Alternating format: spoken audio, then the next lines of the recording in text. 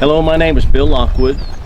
My partner here is, barn name is MC Hammer. His name is Playing with the Cat, but we call him MC Hammer. The 4-year-old gelding.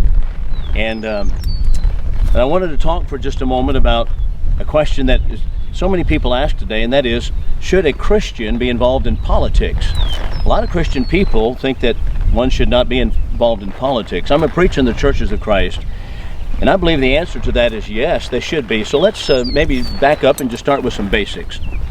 And those basics are, number one, what is politics exactly? What is, when we say politics? Well, politics simply is the science of governing. That's all that it is. And the question is, should Christians be engaged in the science of governing? So let's back up even further and think about some basics. And I'll call them simply Bible basics. In the beginning, God created the heavens and the earth, Genesis 1:1.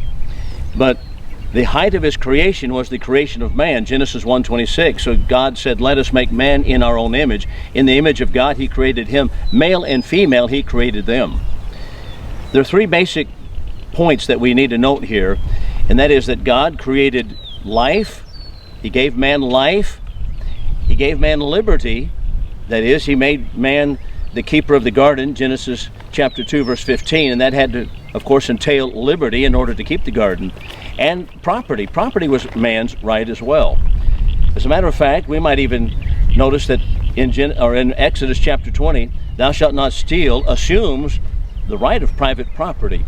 So life, liberty, and property are things that were created by God for man to enjoy.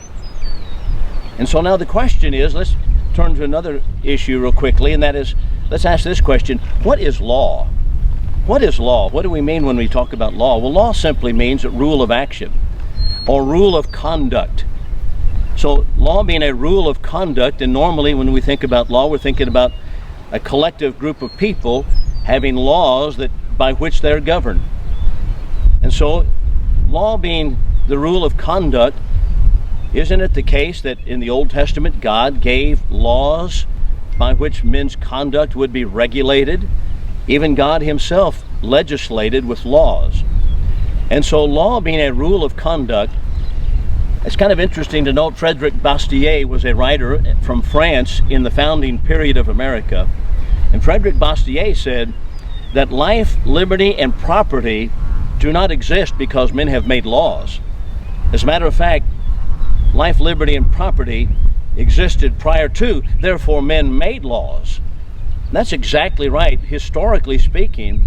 That is, God gave man life, liberty, and property, and therefore law has been created to protect life, liberty, and property. So now that leads me to this question: is it right for a Christian man or a woman, or a Christian individual, to protect his or her life, even using force? Is that right? Well, certainly it is. In the Old Testament, God so legislated that it was right to do so.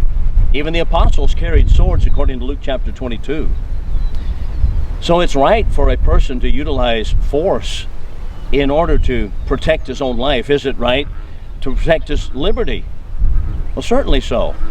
One would not think that a Christian man, would allow marauders to come through and steal his wife and steal individuals in his family, violating his house and violating his liberty. It's certainly right for a person to protect his liberty. And number three, is it right to protect his property?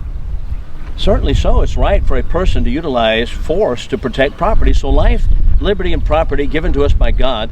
Law is nothing more than the collective force. And by the way, it has to have force. It has to have some repercussions if someone violates the law.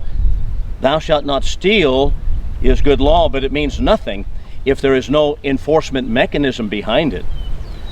So life, liberty, and property given to us by God. So the questions are, is it right for a person to participate in these things? Certainly it is. So now let's think about in the New Testament, Acts chapter 23. Here the Apostle Paul was arrested when he was in Jerusalem, and he was put in prison, and the Jews had a plot that they were going to kill him. And there were more than 40 Jews that had taken a vow to keep this plot. They were not going to eat or drink until they had killed Paul. Paul had a nephew living in Jerusalem, and he came to the prison to visit Paul and told Paul of the plot that had been laid against his life. Paul said, I want you to go tell the commandant. His name was Claudius Lysias. I want you to go tell Lysias. He went and told Lysias, and Paul, therefore, with the protection of Lysias had 200 horsemen, 200 spearmen, 70 horsemen rather, 200 soldiers, 70 horsemen, and 200 spearmen, and they went and protected Paul on the way from the Jews. That is, they were taking him to Caesarea, sending him away from Jerusalem to Caesarea because Lysias thought this was too hot of a spot to keep Paul. But the point is that Paul utilized the force of government in order to protect his life, knowing that if the Jews had tried to carry out their plot, they would lose their lives, and that would be Paul utilizing the government to do it. That's interesting, isn't it? Because Paul utilized the government in order to protect his life. It's right to participate in these things. So therefore, isn't it not a good thing for Christians to be involved in the lawmaking abilities and the lawmaking of America? It's interesting to me that many Christians think, well, Christians ought not be involved in politics, that is, the rules in governing how we live. But they're going to be right there involved in all kinds of sports, at the sports arena, at the football field, and there is law there, isn't there? There's law there with umpires or referees, and all those individuals do is enforce the rules of conduct of how that game is played. How could it be that a Christian should not be involved in politics, the art of governing, at the same time we'll be in the art of governing how to play a game of sports? Should it not be, and is it not much more important for a Christian to exert his godly influence in the political sphere and helping craft and legislate laws by which we live? I think so. A Christian should be involved in politics. It's really the art of governing. A great thing for Christians to influence with Christian principles our country.